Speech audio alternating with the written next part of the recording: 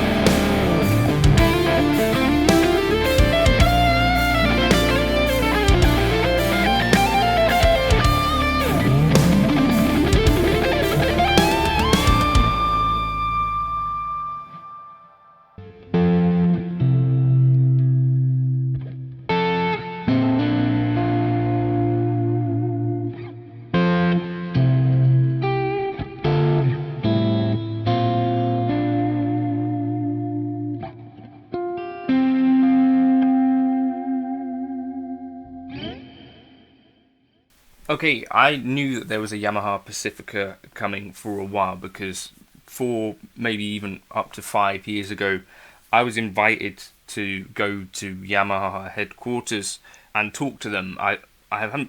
Didn't really even have much of a YouTube channel at the time. I had some stuff going on Instagram. Yeah, they basically wanted to get the opinion of a bunch of people about stuff.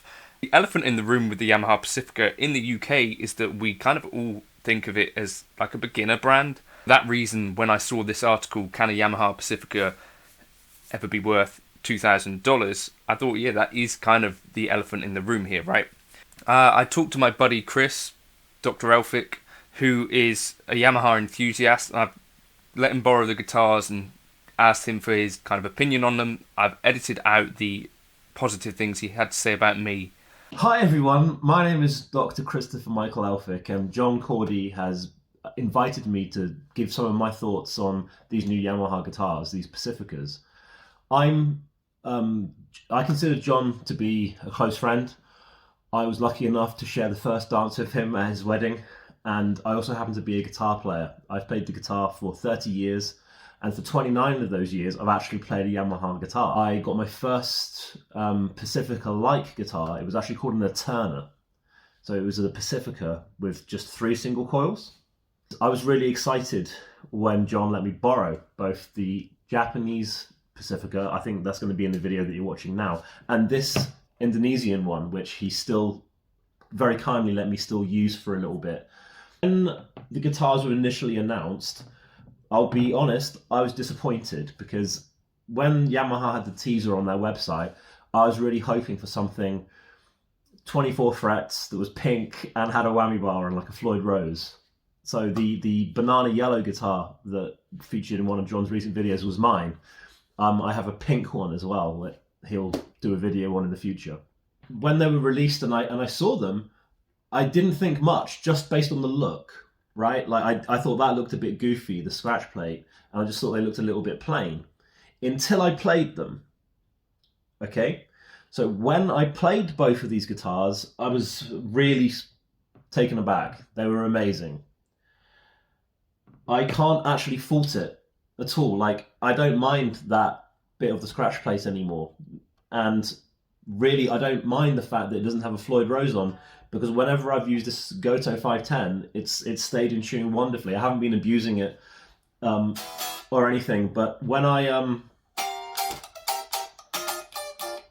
the guitar is amazing. The thing that I really want to just talk about, just briefly, because I don't want to take up all of John's video, is the fact that these Indonesian ones are fantastic. If I didn't know the other one was Japanese and I didn't know this one was Indonesian, I would never have any idea where they were made in the world. I would be as happy as anything, a pig in mud with one of these, right? They've knocked it out of the park as far as I'm concerned with these new iterations of Pacificas. The fact that you're never going to have a fret dress, the fact that it stays in tune, the fact that I think the look is cool. It's really grown on me. The kind of sleek lines and this new like arm contour, and I like the way that the sort of neck access harks back to the old Pacificas. It was kind of cool. This new neck joint works a treat. You've got access all the way up to the high notes. I can't fault it. I've hardly had to tune it since I've had it. I don't play particularly hard or aggressive, but it works for all different styles of music. So well done, Yamaha.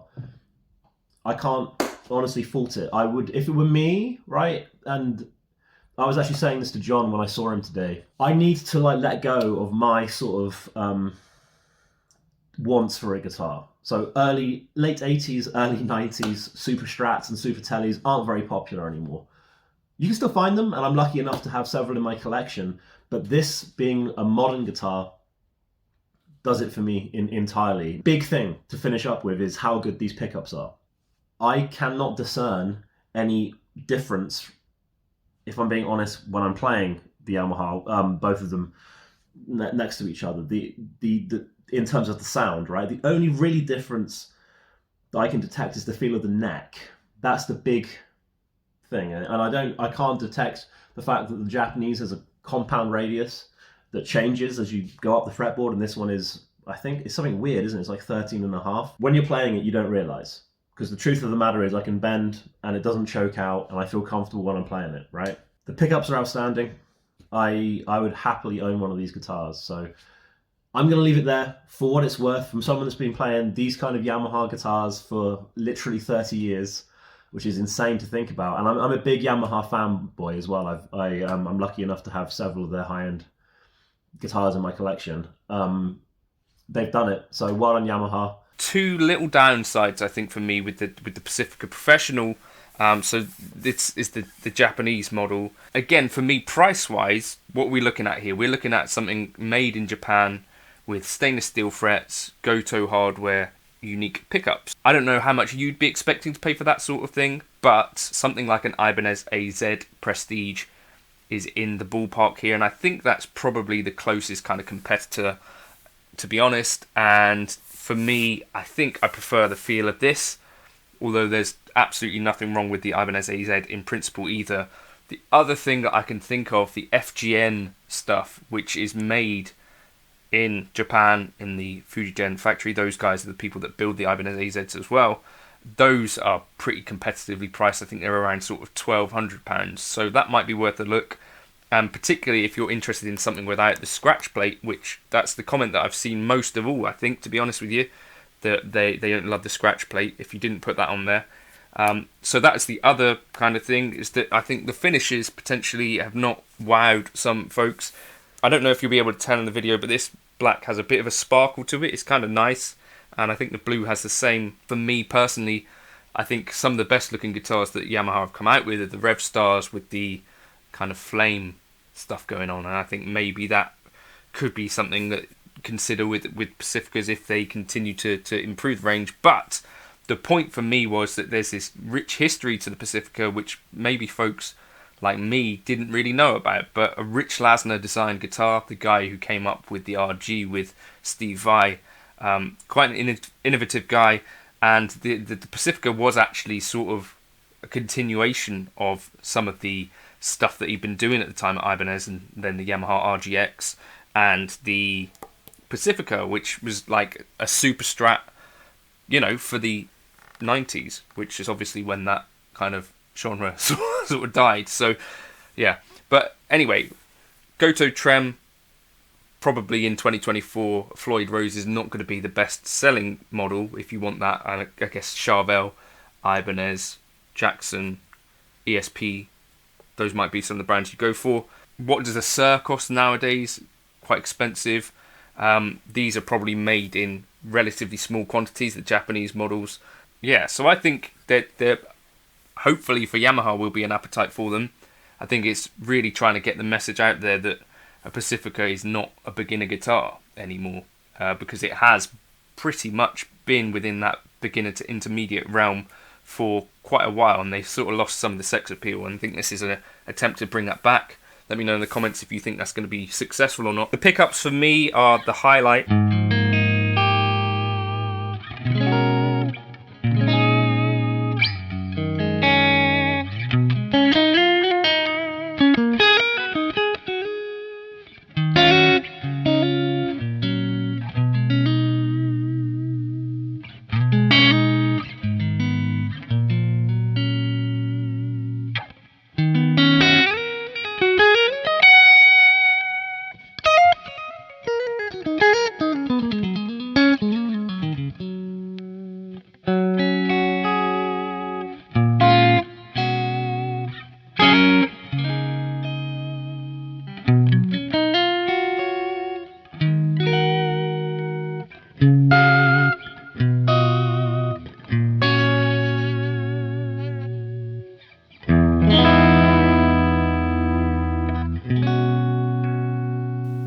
And the coil tap.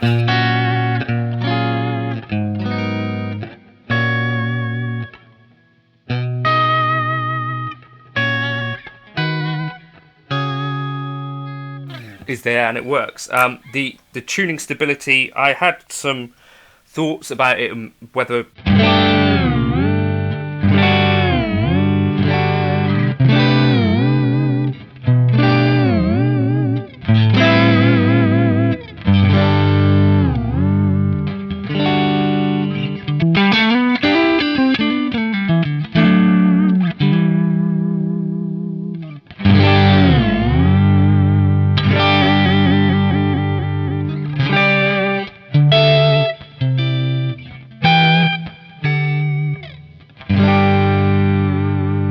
seems to be there, and you've got that humbucker there if you need it.